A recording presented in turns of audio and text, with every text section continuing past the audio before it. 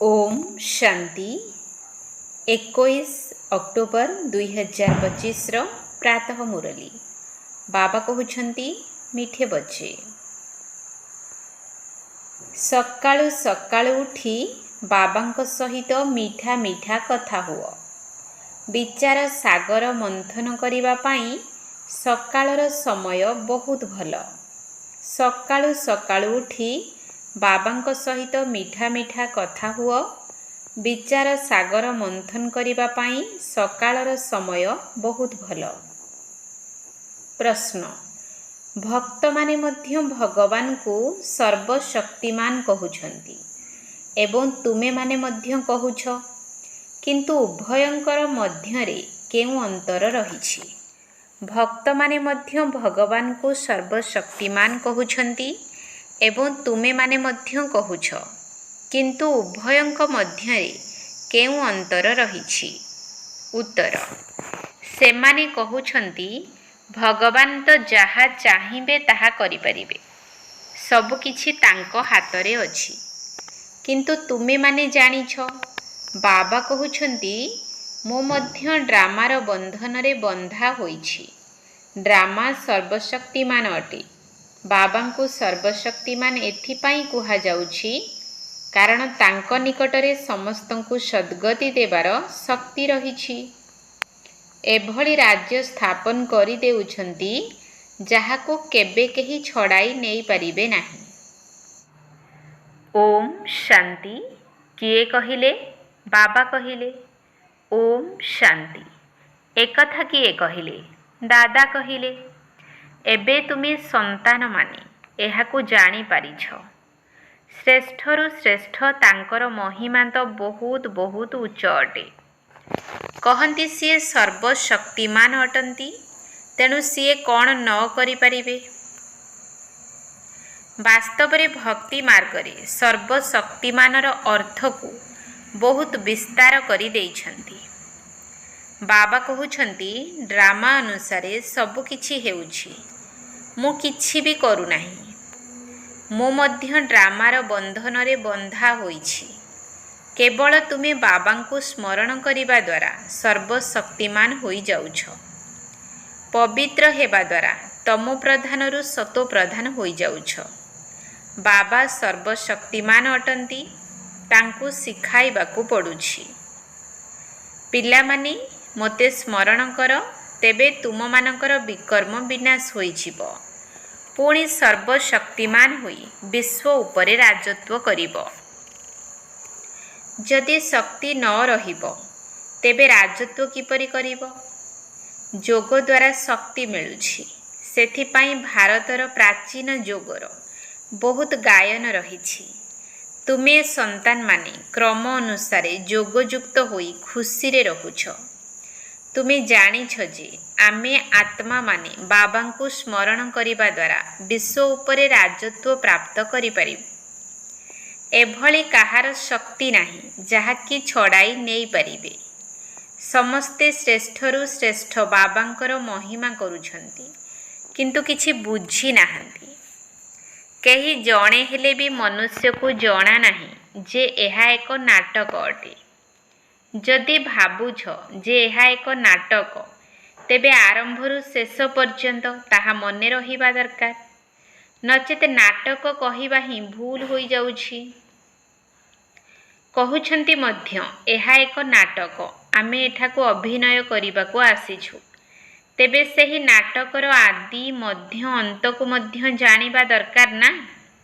एकथा मध्य कहंती जे आमे उपरु आसुछु, सेथिपाई तो वृद्धि हेउछि ना। सत्य जुगरे बहुत कम मनुष्य थिले। एते सबु आत्मा माने केउठु आसिले? एकथा केही बुझु नाहंती जे एहा अनादि पूर्व प्रस्तुत अविनाशी ड्रामा अटे, जाहार कि आदिरु अंत पर्यंत पुनरावृत्ति होई थाए।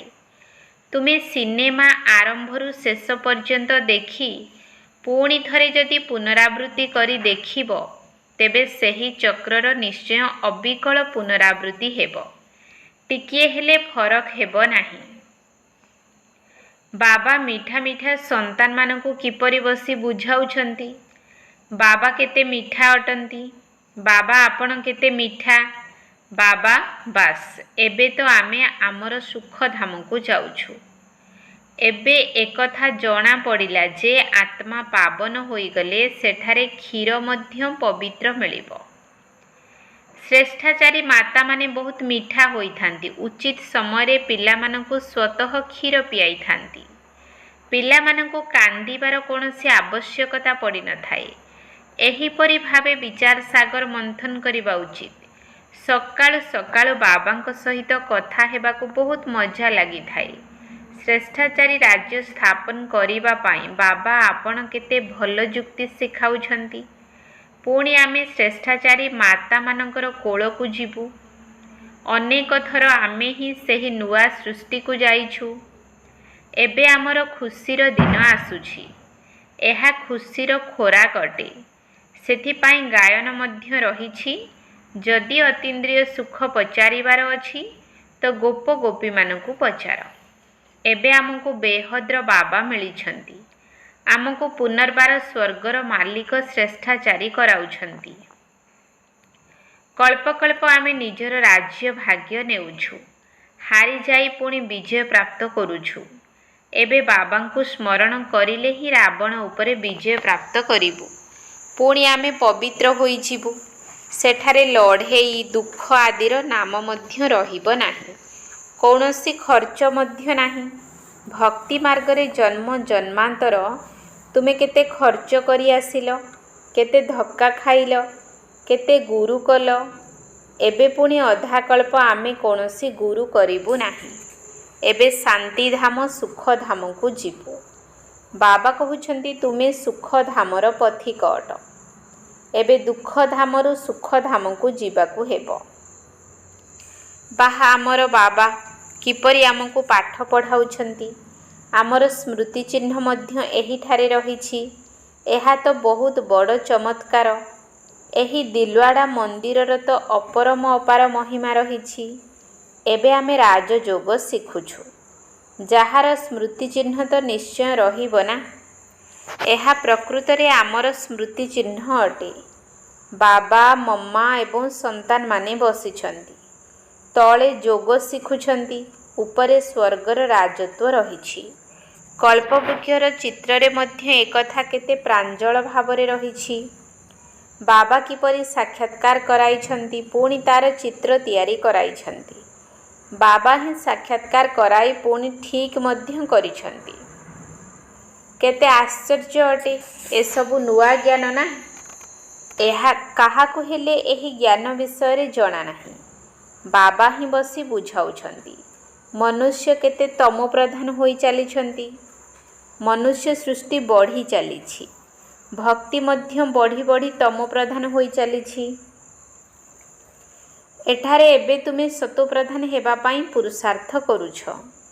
ଗୀତାରେ ମଧ୍ୟ ମନ୍ମନାଭବର ଶବ୍ଦ ରହିଛି।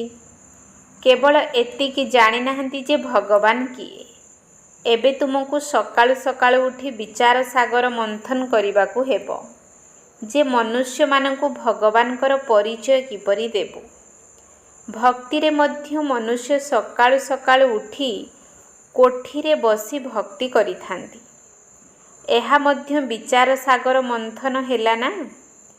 ଏବେ ତୁମକୁ ଜ୍ଞାନର ତୃତୀୟ ନେତ୍ର ମିଳିଛି। ବାବା ତୃତୀୟ ନେତ୍ର ପ୍ରଦାନ କରିବାର କଥା ଶୁଣାଉଛନ୍ତି। ଏହାକୁ ହିଁ ପୁଣି ତିଜ୍ରିର କଥା ବୋଲି କହିଦେଇଛନ୍ତି। ତିଜ୍ରି କଥା, ଅମର କଥା, ସତ୍ୟନାରାୟଣଙ୍କର କଥା ମଧ୍ୟ ପ୍ରସିଦ୍ଧ ଅଟେ। ଏହି କଥା ଏକମାତ୍ର ବାବା ହିଁ ଶୁଣାଉଛନ୍ତି, ଯାହା ପୁଣି ଭକ୍ତି ମାର୍ଗରେ ପ୍ରଚଳିତ ହୁଏ। ଜ୍ଞାନ ଦ୍ୱାରା ତୁମେ ସନ୍ତାନମାନେ ଧନଶାଳୀ ହେଉଛ। ସେଥିପାଇଁ ଦେବତାମାନଙ୍କୁ ପଦମପତି କୁହାଯାଏ। ଦେବତାମାନେ ବହୁତ ଧନବାନ ପଦମପତି ହୋଇଥାନ୍ତି। କଳିଯୁଗକୁ ବି ଦେଖ ଏବଂ ସତ୍ୟଯୁଗକୁ ବି ଦେଖ। ରାତି ଦିନର ଫରକ ରହିଛି। ସାରା ଦୁନିଆ ପରିଷ୍କାର ହେବା ପାଇଁ ସମୟ ଲାଗୁଛି ନା। ଏହା ବେହଦ୍ର ଦୁନିଆ ଅଟେ। ଭାରତ ହେଉଛି ହିଁ ଅବିନାଶୀ ଖଣ୍ଡ। ଏହା କେବେ ପ୍ରାୟ ଲୋପ ହୁଏ ନାହିଁ। ଅଧାକଳ୍ପ ଗୋଟିଏ ରାଷ୍ଟ୍ର ରହିଥାଏ। ପୁଣି କ୍ରମାନ୍ୱୟରେ ଅନ୍ୟ ସବୁ ରାଷ୍ଟ୍ର ସ୍ଥାପିତ ହେବ। ତୁମ ସନ୍ତାନମାନଙ୍କୁ କେତେ ଜ୍ଞାନ ମିଳୁଛି। ସମସ୍ତଙ୍କୁ କୁହ ବିଶ୍ୱର ଇତିହାସ ଭୂଗୋଳ କିପରି ଚକ୍ର ଲଗାଉଛି। ଏଠାକୁ ଆସି ବୁଝ ପ୍ରାଚୀନ ଋଷି ମୁନିମାନଙ୍କର କେତେ ସମ୍ମାନ ରହିଛି, କିନ୍ତୁ ସେମାନେ ମଧ୍ୟ ସୃଷ୍ଟିର ଆଦି ମଧ୍ୟ ଅନ୍ତକୁ ଜାଣିନାହାନ୍ତି। ସେମାନେ ହେଲେ ହଟ୍ ଯୋଗୀ। ହଁ, ବାକି ସେମାନଙ୍କ ପାଖରେ ପବିତ୍ରତାର ଶକ୍ତି ରହିଛି, ଯାହାଦ୍ୱାରା ଭାରତକୁ ଅଟକାଇ ରଖୁଛନ୍ତି। ନଚେତ୍ ଜଣା ନାହିଁ ଭାରତର କ'ଣ ହୋଇଯାଇଥାନ୍ତା। ଘରକୁ ରଙ୍ଗ କରାଯାଇଥାଏ ନା, ଯାହାଦ୍ୱାରା ଶୋଭା ପାଇଥାଏ। ଭାରତ ମହାନ ପବିତ୍ର ଥିଲା, ଏବେ ତାହା ପତିତ ହୋଇଯାଇଛି। ସେଠାରେ ତୁମର ସୁଖ ମଧ୍ୟ ବହୁତ ସମୟ ଚାଲିବ। ତୁମ ପାଖରେ ବହୁତ ଧନ ରହିବ। ତୁମେ ଭାରତରେ ହିଁ ରହୁଥିଲ, ସେଠାରେ କେବଳ ତୁମର ରାଜ୍ୟ ଥିଲା। ଏହା କାଲିର କଥା ଅଟେ। ପୁଣି ପରେ ଅନ୍ୟ ଧର୍ମ ଆସିଥାନ୍ତି। ସେମାନେ ଆସି କିଛି ସୁଧାର କରି ନିଜକୁ ପ୍ରସିଦ୍ଧ କରିଛନ୍ତି। ବର୍ତ୍ତମାନ ସେମାନେ ମଧ୍ୟ ସମସ୍ତେ ତମୋପ୍ରଧାନ ହୋଇଗଲେଣି। ଏବେ ତୁମେ ସନ୍ତାନମାନେ କେତେ ଖୁସି ହେବା ଉଚିତ। ଏସବୁ କଥା ନୂଆମାନଙ୍କୁ ଶୁଣାଇବା ଅନୁଚିତ। ପ୍ରଥମେ ତ ବାବାଙ୍କର ପରିଚୟ ଦେବାକୁ ହେବ। ବାବାଙ୍କର ନାମ, ରୂପ, ଦେଶ, କାଳକୁ ଜାଣିଛ। ଶ୍ରେଷ୍ଠରୁ ଶ୍ରେଷ୍ଠ ବାବାଙ୍କର ପାଠ ତ ପ୍ରସିଦ୍ଧ ଅଟେ ନା। ଏବେ ତୁମେ ଜାଣିଛ ସେହି ବାବା ହିଁ ଆମକୁ ନିର୍ଦ୍ଦେଶ ଦେଉଛନ୍ତି। ତୁମେମାନେ ପୁନର୍ବାର ନିଜର ରାଜଧାନୀ ସ୍ଥାପନ କରୁଛ। ତୁମେ ସନ୍ତାନମାନେ ମୋର ସହଯୋଗୀ ଅଟ। ତୁମେ ପବିତ୍ର ହେଉଛ। ତୁମ ନିମନ୍ତେ ପବିତ୍ର ଦୁନିଆ ନିଶ୍ଚୟ ସ୍ଥାପନ ହେବ। ତୁମେ ଏକଥା ଲେଖିପାରିବ ଯେ ପୁରୁଣା ଦୁନିଆ ବଦଳୁଛି। ପୁଣି ଏହି ସୂର୍ଯ୍ୟବଂଶୀ ଚନ୍ଦ୍ରବଂଶୀଙ୍କର ରାଜ୍ୟ ହେବ। ତାପରେ ପୁଣି ରାବଣ ରାଜ୍ୟ ହେବ। ଚିତ୍ର ଆଧାରରେ ବୁଝାଇବାକୁ ବହୁତ ମିଠା ଲାଗିଥାଏ। ଏଥିରେ ତିଥି ତାରିଖ ସବୁ ଲେଖାଯାଇଛି। ଭାରତର ପ୍ରାଚୀନ ରାଜଯୋଗ ଅର୍ଥାତ୍ ବାବାଙ୍କର ସ୍ମୃତି। ଯୋଗ କରିବା ଦ୍ୱାରା ବିକର୍ମ ବିନାଶ ହେଉଛି ଏବଂ ପାଠପଢ଼ା ଦ୍ୱାରା ଷ୍ଟାଟସ୍ ଅର୍ଥାତ୍ ପଦବୀ ମିଳୁଛି। ସେଥିପାଇଁ ଦୈବୀ ଗୁଣ ଧାରଣ କରିବାକୁ ହେବ। ହଁ, ଏକଥା ନିଶ୍ଚିତ ଯେ ମାୟାର ତୋଫାନ ତ ଆସିବ। ତେଣୁ ସକାଳୁ ସକାଳୁ ଉଠି ବାବାଙ୍କ ସହିତ କଥା ହେବା ବହୁତ ଭଲ। ଭକ୍ତି ଏବଂ ଜ୍ଞାନ ଉଭୟ ପାଇଁ ଏହି ସମୟ ବହୁତ ଭଲ। ବାବାଙ୍କ ସହିତ ମିଠା ମିଠା କଥା ହେବା ଉଚିତ। ଏବେ ଆମେ ଶ୍ରେଷ୍ଠାଚାରୀ ଦୁନିଆକୁ ଯିବୁ। ବୁଢ଼ାମାନଙ୍କ ମନରେ ତ ଏକଥା ରହିଥାଏ ନା, ଆମେ ଏହି ଶରୀରକୁ ଛାଡ଼ି ଗର୍ଭକୁ ଯିବୁ। ବାବା କେତେ ନିଶା ଚଢ଼ାଉଛନ୍ତି। ନିଜ ସହିତ ଏହିଭଳି କଥା ହୁଅ, ତେବେ ତୁମର ଜମା ହୋଇଯିବ। ଶିବ ବାବା ଆମକୁ ନର୍କବାସୀରୁ ସ୍ୱର୍ଗବାସୀ କରୁଛନ୍ତି। ପ୍ରଥମେ ଆମେ ଆସୁଛୁ, ତେଣୁ ଅଲରାଉଣ୍ଡର ପାର୍ଟ ଆମେ କରୁଛୁ। ବର୍ତ୍ତମାନ ବାବା କହୁଛନ୍ତି ଏହି ବିକାରୀ ଶରୀରକୁ ଛାଡ଼ିଦିଅ। ଦେହ ସହିତ ସାରା ଦୁନିଆକୁ ଭୁଲିଯାଅ। ଏହା ହେଉଛି ବେହଦ୍ର ସନ୍ନ୍ୟାସ। ସେଠାରେ ମଧ୍ୟ ତୁମେ ବୁଢ଼ା ହେଲେ ସାକ୍ଷାତକାର ହେବ। ମୁଁ ପିଲା ହୋଇ ଜନ୍ମ ନେବି, ଖୁସି ମିଳିଥାଏ। ଶୈଶବ ତ ସବୁଠାରୁ ଭଲ। ଏହିପରି ସକାଳୁ ଉଠି ବିଚାର ସାଗର ମନ୍ଥନ କରିବା ଉଚିତ। ପଏଣ୍ଟସ୍ ବାହାରିଲେ ତୁମକୁ ଖୁସି ମିଳିବ। ଖୁସିରେ ଘଣ୍ଟାଏ ଦେଢ଼ ଘଣ୍ଟା ବିତି ଯାଇଥାଏ। ଯେତେ ଅଭ୍ୟାସ ହୋଇ ଚାଲିବ ସେତେ ଖୁସି ବଢ଼ି ଚାଲିବ। ବହୁତ ମଜା ଆସିବ ଏବଂ ଚାଲିବା ବୁଲିବା ସମୟରେ ମଧ୍ୟ ବାବାଙ୍କୁ ମନେ ପକାଇବାକୁ ହେବ। ଫୁର୍ସତ ବହୁତ ରହିଛି। ହଁ, ବିଘ୍ନ ତ ନିଶ୍ଚିତ ପଡ଼ିବ, ଏଥିରେ କୌଣସି ସନ୍ଦେହ ନାହିଁ। ଧନ୍ଦା କରିବା ସମୟରେ ମନୁଷ୍ୟମାନଙ୍କୁ ନିଦ ଆସେ ନାହିଁ। ଅଳସୁଆ ଲୋକେ ଶୋଇଥାନ୍ତି। ତୁମେ ଯେତେ ସମ୍ଭବ ଶିବ ବାବାଙ୍କୁ ହିଁ ମନେ ପକାଇ ଚାଲ। ତୁମ ବୁଦ୍ଧିରେ ରହୁଛି ଯେ ଶିବ ବାବାଙ୍କ ନିମନ୍ତେ ଆମେ ଭୋଜନ ତିଆରି କରୁଛୁ। ଆମେ ଏହା ଶିବ ବାବାଙ୍କ ନିମନ୍ତେ କରୁଛୁ। ଭୋଜନ ମଧ୍ୟ ବହୁତ ଶୁଦ୍ଧିର ସହିତ ପ୍ରସ୍ତୁତ କରିବା ଉଚିତ। ଏପରି ଜିନିଷ ନ ହେଉ ଯାହାଦ୍ୱାରା ଖିଟପିଟ ହୋଇଯିବ। ବାବା ନିଜେ ମଧ୍ୟ ସ୍ମରଣ କରୁଛନ୍ତି। ଆଚ୍ଛା, ମିଠା ମିଠା ଶିକିଲଧେ ସନ୍ତାନମାନଙ୍କ ପ୍ରତି ମାତା ପିତା ବାପଦାଦାଙ୍କର ମଧୁର ସ୍ନେହ ସମ୍ପନ୍ନ ଶୁଭେଚ୍ଛା ଏବଂ ସୁପ୍ରଭାତ। आत्मिक पितांकर आत्मिक संतान मानकु नमस्ते। आत्मिक संतान मानकर आत्मिक बाप दादांकु नमस्ते नमस्ते नमस्ते। सुप्रभात।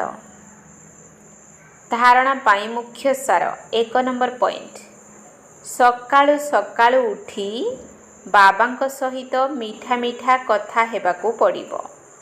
प्रत्यह खुशी रूपक भोजन करिबा सहित अतीन्द्रिय सुखर अनुभव करिबाकु हेबो। सकाळु सकाळु उठी बाबांक सहित मीठा मीठा कथा हेबाकु पड़िबो। प्रत्यह खुशी रूपक भोजन करिबा सहित अतीन्द्रिय सुखर अनुभव करिबाकु हेबो। 2 नंबर पॉइंट।